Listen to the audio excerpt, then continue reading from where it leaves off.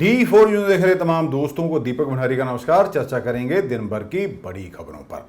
दिल्ली भाजपा के नेता तजिंदर बग्गा को गिरफ्तार किए जाने के बाद जिस तरह से दिल्ली पुलिस, हरियाणा पुलिस और पंजाब पुलिस के बीच हाई प्रोफाइल ड्रामा हुआ, वैसा ड्रामा शायद ही कभी देखने को मिला हो। आपको बता दें कि भाजपा के नेता तजिंदर बग्गा को गिरफ्तार करके पंजाब पुलिस दिल्ली से पंजाब ला रही थी कि रास्ते में हरियाणा पुलिस ने कुरुक्षेत्र में पंजाब पुलिस की गाड़ी को रोक लिया। हालांकि पंजाब पुलिस का यह कहना है कि उनकी टीम को अवैध तरीके से रोका गया। इसके खिलाफ पंजाब सरकार ने हाई कोर्ट में पिटीशन भी दायर की थी और कहा था कि इन्हें तजिंदर बग्गा को हरियाणा में ही रोका जाए, वापस दिल्ली ना भेजा जाए, लेकिन हरियाणा कोर्ट ने इसे ठुकरा दिया। आपको बता दें कि दिल्ली पुलिस ने तजिंदर बग्गा के मामले में पंजाब पुलिस पर 2 केस भी दर्ज किए हैं। पहला केस किडनैपिंग का दर्ज किया गया है, दूसरा केस बग्गा के पिता के बयान पर मारपीट का दर्ज किया गया है। पंजाब पुलिस के डीएसपी समेत 4 कर्मचारियों को दिल्ली पुलिस ने डिटेन भी किया है। आपको यह भी बता दें कि बग्गा पर कश्मीर फाइल्स को लेकर दिल्ली के मुख्यमंत्री अरविंद केजरीवाल पर विवादित टिप्पणी करने का आरोप है। पंजाब पुलिस ने बग्गा को जांच में शामिल होने का नोटिस दिया था, लेकिन वह इसके लिए नहीं पहुंची। इसके बाद ही पंजाब पुलिस बग्गा को गिरफ्तार करने के लिए दिल्ली पहुंची थी। तजिंदर बग्गा की गिरफ्तारी की कंट्रोवर्सी में मशहूर कवि कुमार विश्वास भी कूद पड़े। उन्होंने पंजाब के मुख्यमंत्री भगवंत मान को ट्विटर पर सलाह दी। कुमार विश्वास ने लिखा कि छोटे भाई भगवंत मान, खुददार पंजाब ने 300 साल में दिल्ली के किसी असुरक्षित तानाशाह को अपनी ताकत से नहीं खेलने दिया। पंजाब ने तुम्हारी पगड़ी को ताज सौंपा है। पंजाब के लोगों के टैक्स के पैसे और उनकी पुलिस का अपमान मत करो, पगड़ी संभाल जट्टा।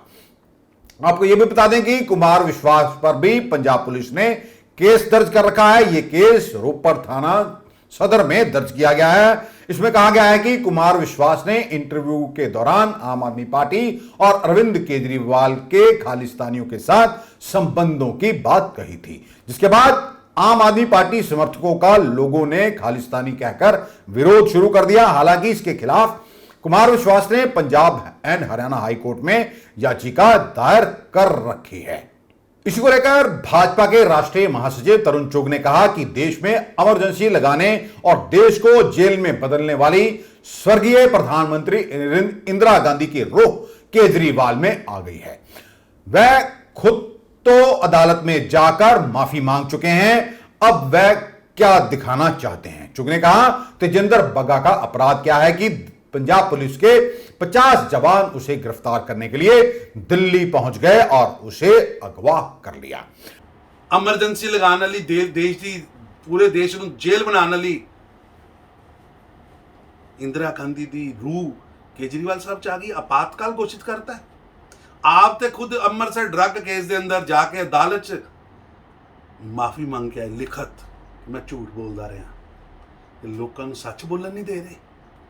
एक की स्ट्रक्चर की ਜਿਹੜੇ ऑर्डर जारी होए ने हाई कोर्ट के कुमार विश्वास केस च, नवीन जिंदल केस च पंजाब सरकार दा और पुलिस दा किन्ना काला रूप है, करूर रूप है। हाई कोर्ट की फटकार पै रही है और मैं पंजाब पुलिस के अफसरों ने भी कहना चाहवागा, इन्नी केजरीवाल की भक्ति ना करो कि कानून CRPC, IPC, Indian penal code side ते रख के केजरीवाल कोड और केजरीवाल CRPC का प्रयोग ना करो। हमेशा ही जो सत्ता का दुरुपयोग होता है और बाद चो अफसरां नूं भुगतना पैंदा है।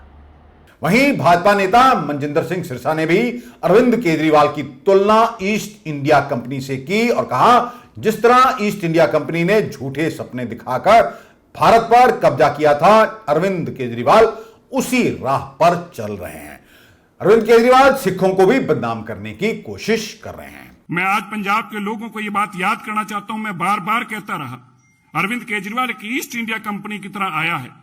पहले सपने दिखाएगा, फिर तुम्हें लूटेगा, कूटेगा, मारेगा, ये सिखों को बदनाम करेगा, ये आतंकवादी बताएगा, उनको जेलों में बंद करेगा और वही काम अरविंद केजरीवाल ने शुरू कर दिया है।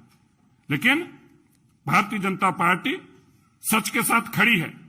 तेजिंदर बग्गे ने कोई गुनाह नहीं किया, उसने अरविंद केजरीवाल के झूठों को बेनकाब किया है और झूठ को 1000 बार बेनकाब करेंगे।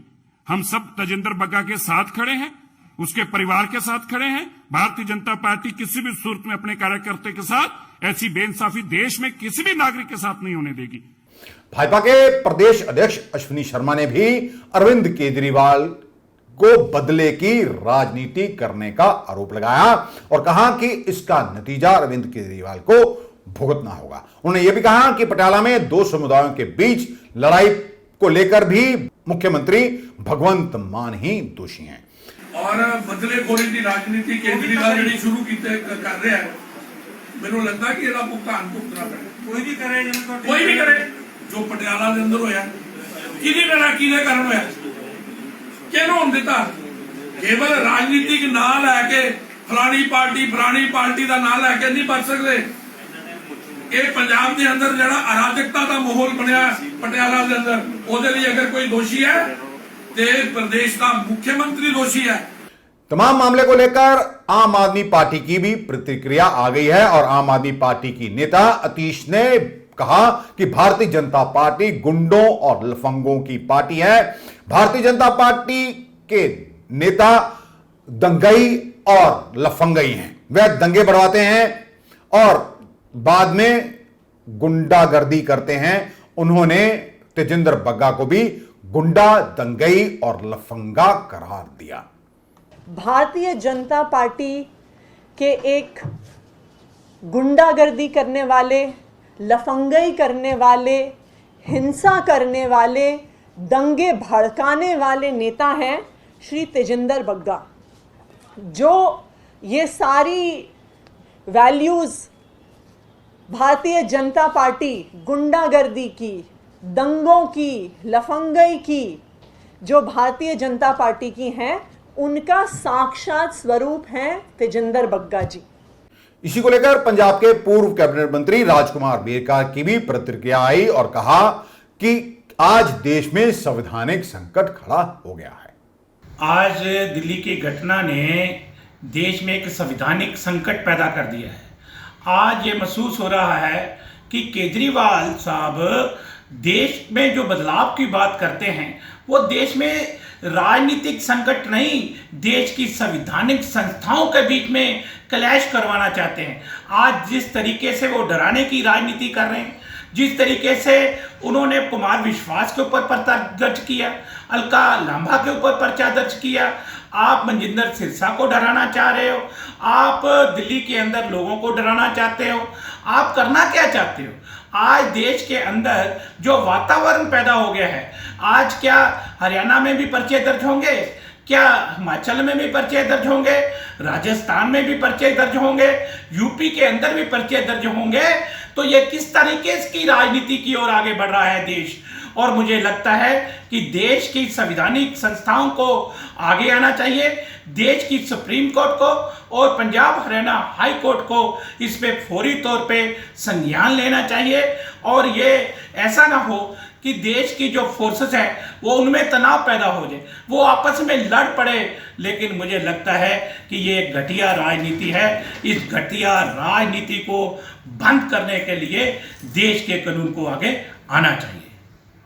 सीनियर आईएएस अधिकारी पूजा सिंघल पर ईडी की ओर से रेड की गई और इस दौरान उनसे 25 करोड़ रुपए की नकदी बरामद की गई है। माना जा रहा है कि यह पैसा रिश्वत से कमाया गया था।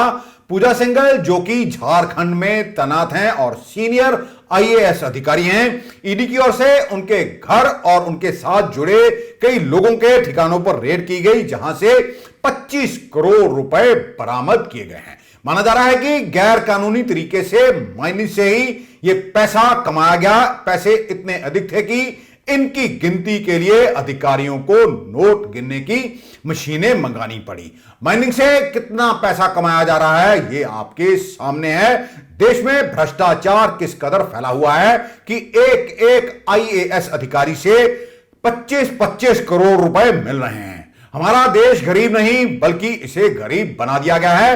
जिसमें कई नेता, ब्यूरोक्रेट्स और पूंजीपति शामिल हैं।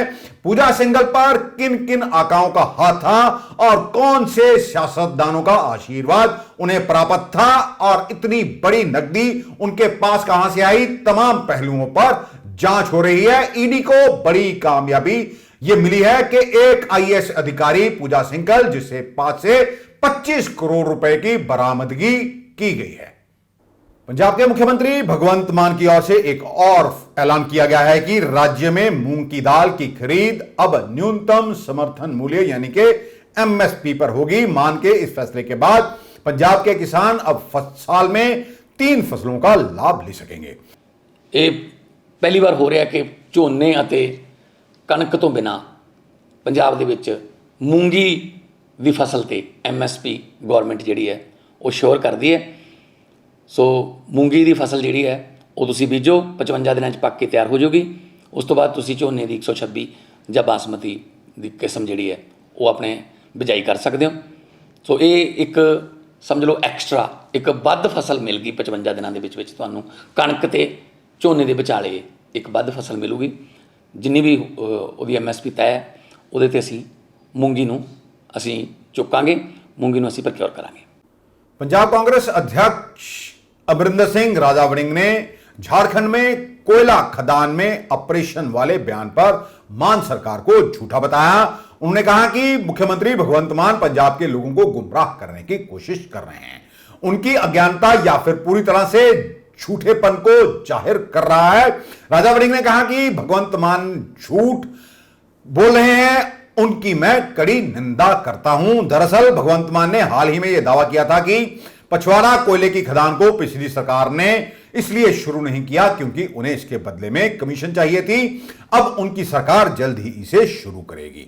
भगवंत मान के इस बयान पर प्रदेश कांग्रेस के अध्यक्ष अमरिंदर सिंह राजा वड़िंग ने कहा कि कांग्रेस सरकार के कार्यकाल के दौरान ही Punjab state power corporation limited ने सुप्रीम कोर्ट में केस जीता था, जो कि झारखंड में स्थित पछवाड़ा कोयले की खदान में ऑपरेशन शुरू करने को लेकर था। उन्होंने कहा कि आम आदमी पार्टी के नेता झूठ बोलने में माहिर हैं, जो पछवाड़ा खदान को लेकर भी झूठ बोल रहे हैं। ਅੱਜ ਕੱਲ ਭਗਵੰਤ ਮਾਨ ਸਾਹਿਬ ਇਹ ਕਹਿਣ ਲੱਗ ਪਏ ਕਿ ਜਿਹੜਾ ਮੈਂ ਉਹ ਸੁਪਰੀਮ ਕੋਰਟ ਤੋਂ ਜਿੱਤ ਲਿਆ ਕੋਲੇ ਦਾ ਕੇਸ ਕੋਲਾ, ਜਦ ਕਿ ਜਿੱਦੇ ਚੰਨੀ ਸਾਹਿਬ ਬਣੇ ਸੀ ਇਹ ਤੁਹਾਡੇ ਅਖਬਾਰਾਂ ਦੀਆਂ ਖਬਰਾਂ ਹੈ, ਤੁਸੀਂ ਲਾਈਆਂ ਸੀ ਕਿ ਚੰਨੀ ਸਾਹਿਬ ਕਿੰਨੇ ਲੱਕੀ ਹੈ। ਉਦੋਂ 2 ਦਿਨਾਂ ਬਾਅਦ ਜਿਹੜਾ ਸੁਪਰੀਮ ਕੋਰਟ ਨੇ ਜਿਹੜੀ ਉਹ ਕੋਲੇ ਦੀ ਖਾਨ ਸੀ ਉਹ ਫੈਸਲਾ ਸਾਡੇ ਹੱਕ 'ਚ ਹੋਇਆ। ਉਹ ਕਾਂਗਰਸ ਪਾਰਟੀ ਨੇ ਉਹਦੀ ਲੜਾਈ ਲੜੀ, ਪਰ ਮਾਨ ਸਾਹਿਬ ਕਹਿ ਰਹੇ ਕਿ ਉਹ ਤਾਂ ਅਸੀਂ ਹੁਣ ਹੱਕ 'ਚ ਕਰਾ ਲਿਆ। ਸੋ ਅੱਜ ਮੈਂ ਟਵੀਟ ਵੀ ਕੀਤਾ, ਉਹਦੇ ਤੇ ਪ੍ਰੈਸ ਨੋਟ ਵੀ ਜਾਰੀ ਕਰਾਂਗਾ। ਮੇਰੀ ਉਹਨਾਂ ਨੂੰ ਬੇਨਤੀ ਹੈ ਕਿ ਹੁਣ ਉਹ ਕੇਵਲ ਐਮਪੀ ਨਹੀਂ ਹੈ ਕਿ ਭਾਈ ਲੋਕਾਂ ਨੂੰ ਐਵੇਂ ਮੂਰਖ ਜਿਹਾ ਬਣਾ ਕੇ ਕੰਮ ਚੱਲੀ ਜਾਏਗਾ। ਹੁਣ ਬੀਇੰਗ ਏ ਚੀਫ ਮਿਨਿਸਟਰ ਉਹਨਾਂ ਦਾ ਇੱਕ ਇੱਕ ਮੂੰਹ ਚੋਂ ਨਿਕਲਿਆ ਸ਼ਬਦ ਲੋਕਾਂ ਨੇ ਮਾਪ ਲੈਣਾ ਹੈ। ਉਹ ਉਹਨੇ ਸ਼ਬਦ ਕਹਿਣ ਐਂਡ ਤੁਹਾਡਾ ਮੀਡੀਆ ਦਾ ਯੋਗਾ ਹਰ ਚੀਜ਼ ਫੜੀ ਜਾਂਦੀ ਹੈ। ਸੋ ਝੂਠੀ ਗੱਲ ਕਹਿਣ ਦਾ ਕੋਈ ਫਾਇਦਾ ਨਹੀਂ। केंद्रीय गृह मंत्री अमित शाह के कोलकाता दौरे से कुछ घंटे पहले एक भाजपा कार्यकर्ता का शव उसके घर के पास एक सुनसान बिल्डिंग में लटका मिला।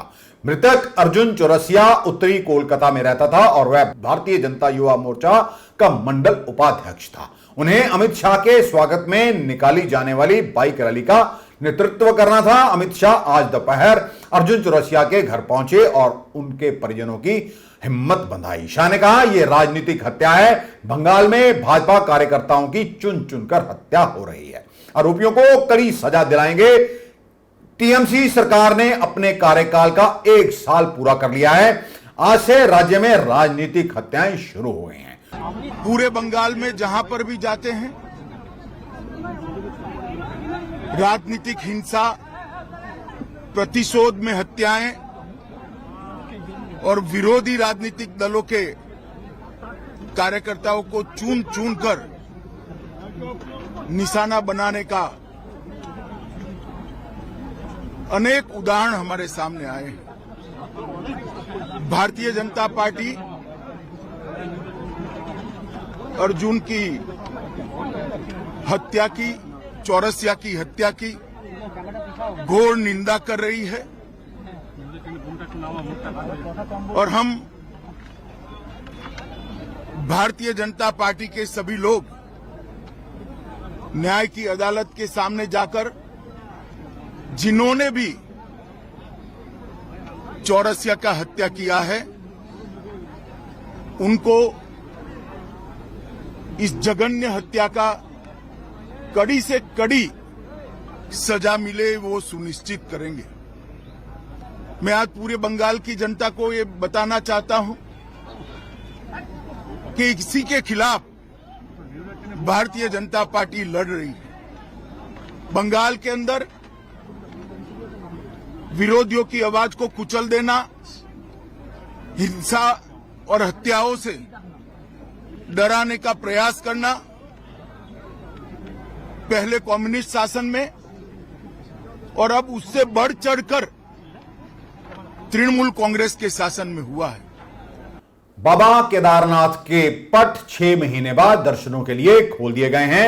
शुभ मुहूर्त के मुताबिक शुक्रवार सुबह 6:25 पर वैदिक मंत्रोच्चार के साथ मंदिर के कपाट खोले गए, जिसके बाद मुख्य पुजारी ने बाबा की डोली लेकर मंदिर में प्रवेश किया। इस मौके पर लगभग 20,000 श्रद्धालुओं के साथ उत्तराखंड के मुख्यमंत्री पुष्कर सिंह धामी भी मौजूद थे। मंदिर प्रांगण को 10 क्विंटल फूलों से सजाया गया था। इससे पहले वीरवार को ही केदारनाथ में श्रद्धालुओं का सैलाब उमड़ पड़ा था। 2020 में कोरोना महामारी फैलने के बाद से यहां भक्तों के दर्शन इजाजत नहीं थी। हर साल कपाट खुलते थे और बाबा की पूजा आरती की जाती थी। श्री अकाल तख्त साहब के कार्यकारी जथेदार ज्ञानी हरप्रीत सिंह ने कहा कि हमारी फसलों और नस्लों को उजाड़ा जा रहा है। हमें शारीरिक और मानसिक तौर पर गुलाम बनाने की साजिशें रची जा रही हैं। यहां का युवा विदेशों का रुख कर रहा है। यह बहुत बड़ी सोच का विषय है। दुनिया ਦੇ ਵਿੱਚ ਸੰਸਾਰ ਦੇ ਵਿੱਚ ਸਭ ਤੋਂ ਜੇ ਉਪਜਾਊ ਧਰਤੀ ਹੈ ਤੇ ਉਹ ਕੇਵਲ ਪੰਜਾਬ ਦੀ ਹੈ। ਤੇ ਪੰਜਾਬ ਤੋਂ ਮੇਰਾ ਮਤਲਬ ਇਹ ਅੱਜ ਦਾ ਪੰਜਾਬ ਨਹੀਂ, ਬਲਕਿ ਯਮਨਾ ਦਰਿਆ ਤੋਂ ਲੈ ਕੇ ਅਟਕ ਦਰਿਆ ਤੱਕ ਦਾ ਜਿਹੜਾ ਪੰਜਾਬ ਹੈ, ਜਿਹਨੂੰ ਮਹਾਂ ਪੰਜਾਬ ਆਪਾਂ ਕਹਿ ਦਈਏ, ਅਤ ਕਥਨੀ ਨਹੀਂ ਹੈ। ਇਹ ਧਰਤੀ ਜਿਹੜੀ ਹੈ ਦੁਨੀਆ ਦੀ ਸਭ ਤੋਂ ਉਪਜਾਊ ਧਰਤੀ ਹੈ। ਇਹਦਾ ਅੱਧਾ ਹਿੱਸਾ ਪਾਕਿਸਤਾਨ ਦੇ ਕੋਲ ਹੈ ਔਰ ਅੱਧਾ ਹਿੱਸਾ ਭਾਰਤ ਦੇ ਵਿੱਚ ਹੈ। ਪਾਕਿਸਤਾਨ ਦੇ ਅੱਧੇ ਹਿੱਸੇ ਦਾ ਤਾਂ ਮੈਨੂੰ ਬਹੁਤਾ ਨਹੀਂ ਪਤਾ ਹੈ, ਪਰ ਜਿਹੜਾ ਭਾਰਤ ਦੇ ਕੋਲ ਅੱਧਾ ਹਿੱਸਾ ਹੈ ਪੰਜਾਬ ਦਾ, ਇਹ ਸਾਡੇ ਰਾਹੀਂ ਜਿਸ ਸਟੇਟ ਦੀ ਅਸੀਂ ਗੱਲ ਕਰ ਰਹੇ ਹਾਂ ਉਹ ਤਕਰੀਬਨ ਬਰਬਾਦ ਕਰ ਦਿੱਤਾ ਗਿਆ। ਇਹ ਜਿਹੜੀ ਉਪਜਾਊ ਧਰਤੀ ਹੈ ਪੰਜਾਬ ਦੀ, ਚਾਹੇ ਉਹ ਹਰਿਆਣਾ ਹੈ, ਚਾਹੇ ਉਹ ਇਹ ਪੰਜਾਬ ਜਿਹਨੂੰ ਅਸੀਂ ਪੰਜਾਬ ਕਹਿੰਦੇ ਹਾਂ, ਜਾਂ ਕਹਿ ਦਿਓ ਕਿ ਪੰਜਾਬ ਦਾ ਉਹ ਹਿੱਸਾ ਜਿਹੜਾ ਭਾਰਤ ਦੇ ਵਿੱਚ ਹੈ, ਇਹ ਜਿਹੜੀ ਧਰਤੀ ਹੈ ਇਹ ਸਾਡੇ ਰਾਹੀਂ ਬਰਬਾਦ ਕਰ ਦਿੱਤੀ ਗਈ ਹੈ ਸਟੇਟ ਨੇ। ਔਰ ਬਰਬਾਦ ਇਸ ਕਰਕੇ ਕੀਤੀ ਹੈ ਤਾਂ ਕਿ ਅਸੀਂ ਇਸ ਧਰਤੀ ਨੂੰ ਛੱਡ ਕੇ ਫਿਰ ਚਲੇ ਜਾਈਏ, ਵੀ ਇਹ ਬਰਬਾਦ ਹੋ ਗਈ, ਹੁਣ ਅਸੀਂ ਚੱਲੇ ਹਾਂ, ਤੇ ਫਿਰ ਅਸੀਂ ਇਸ ਧਰਤੀ ਦੇ ਵਾਰਸ ਬਣ ਜਾਈਏ। ਕਿੰਨੀ ਬਰਬਾਦ ਕਰਤੀ ਹੈ।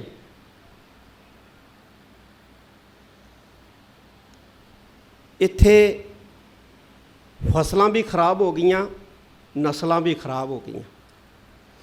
ਜਿਹੜੀਆਂ ਫਸਲਾਂ ਅੱਜ ਸਾਨੂੰ ਇਸ ਧਰਤੀ ਦੇ ਉੱਤੇ ਪੈਦਾ ਹੁੰਦੀਆਂ ਦਿਖ ਰਹੀਆਂ, ਇਹ ਫਸਲਾਂ ਬੀਜ ਰਾਹੀਂ ਨਹੀਂ ਪੈਦਾ ਹੋ ਰਹੀਆਂ, ਇਹ ਧਰਤੀ ਨਾਲ ਬਲਾਤਕਾਰ ਕਰਕੇ ਪੈਦਾ ਹੋ ਰਹੀਆਂ।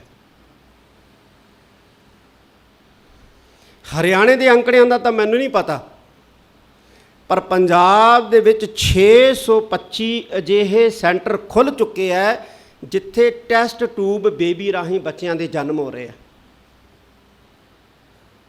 ਲੜਕੀਆਂ ਸਾਡੀਆਂ ਪੰਜਾਬ ਦੀਆਂ, ਲੇਕਿਨ ਸੀਮਨ ਜਿਹੜਾ ਆ ਰਿਹਾ ਉਹ ਗੈਰ ਪੰਜਾਬੀਆਂ ਦਾ ਆ ਰਿਹਾ। ਕਿਉਂ?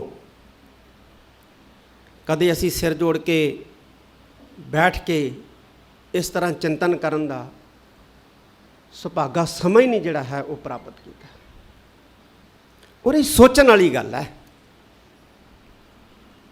ਕਿ ਸਾਡੀਆਂ ਫਸਲਾਂ ਵੀ ਔਰ ਸਾਡੀਆਂ ਨਸਲਾਂ ਵੀ ਇਸ ਧਰਤੀ ਤੋਂ ਉਜਾੜੀਆਂ ਜਾ ਰਹੀਆਂ ਨੇ। ਇਹ ਧਰਤੀ ਨੂੰ ਬਰਬਾਦ ਕੀਤਾ ਜਾ ਰਿਹਾ ਹੈ ਤਾਂ ਜੋ ਅਸੀਂ ਇਸ ਧਰਤੀ ਨੂੰ ਛੱਡ ਕੇ ਚਲੇ ਜਾਈਏ ਔਰ ਛੱਡ ਕੇ ਜਾ ਵੀ ਰਹੇ ਹਾਂ। ਕਹਿੰਦੇ ਜੀ ਰੋਜ਼ਗਾਰ ਦੀ ਸਮੱਸਿਆ ਹੈ ਤਾਂ ਕਰਕੇ ਸਾਡਾ ਨੌਜਵਾਨ ਵਿਦੇਸ਼ਾਂ 'ਚ ਜਾ ਰਿਹਾ। 50-50 ਏਕੜ ਦਾ ਕੱਲਾ ਇੱਕ ਮਾਲਕ ਬੱਚਾ ਜਿਹੜਾ ਉਹ ਵੀ ਬਾਹਰ ਜਾ ਰਿਹਾ, ਉਹਨੂੰ ਕੀ ਸਮੱਸਿਆ ਹੈ? ਸਰਕਾਰੀ ਨੌਕਰੀ ਕਰਦੇ ਜਿਹੜੇ ਨੇ ਉਹ ਬਾਹਰ ਜਾ ਰਹੇ ਆ, ਉਹਨਾਂ ਨੂੰ ਕੀ ਸਮੱਸਿਆ ਹੈ? ਉਹਨਾਂ ਨੂੰ ਕੀ ਦਿੱਕਤ ਹੈ? ਇੱਕ ਤਾਂ ਇਹ ਅਣਡਿੱਠਾ ਜ਼ੁਲਮ ਸਾਡੇ ਉੱਪਰ ਹੋ ਰਿਹਾ ਹੈ,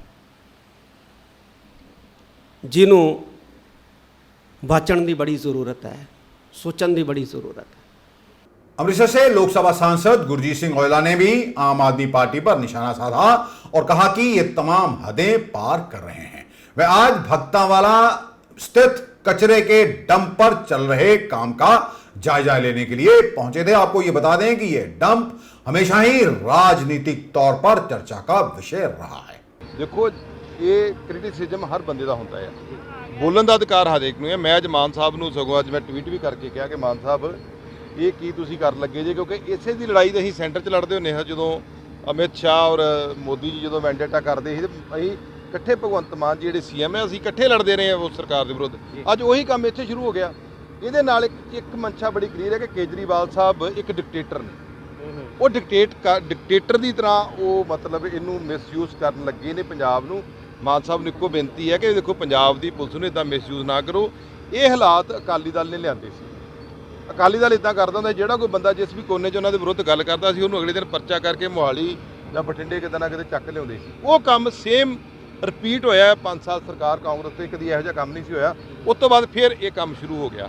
ਇਹ ਮਾੜੀ ਗੱਲ ਹੈ। ਲੋਕਤੰਤਰ ਦੇ ਵਿੱਚ ਸੰਵਿਧਾਨ ਨੇ ਸਾਨੂੰ ਅਧਿਕਾਰ ਦਿੱਤਾ ਹੈ, ਅਸੀਂ ਕਿਸੇ ਨੂੰ ਵੀ ਕ੍ਰਿਟੀਸਾਈਜ਼ ਕਰ ਸਕਦੇ ਹਾਂ, ਪਰ ਇਹਦਾ ਮਤਲਬ ਇਹ ਨਹੀਂਗਾ ਕਿ ਤੁਸੀਂ ਉਹਦੇ ਤੇ ਪਰਚੇ ਕਰਕੇ ਉਹਨੂੰ ਅੰਦਰ ਦੇ ਦਿਓਗੇ, ਫਿਰ ਤੇ ਆਵਾਜ਼ ਜੇ ਬੰਦ ਕरोगे। पंजाब पुलिस का मिसयूज किया जा रहा है 100%। आज के लिए बस इतना ही। कल आपके समक्ष फिर हाजिर होंगे, तब तक के लिए नमस्कार।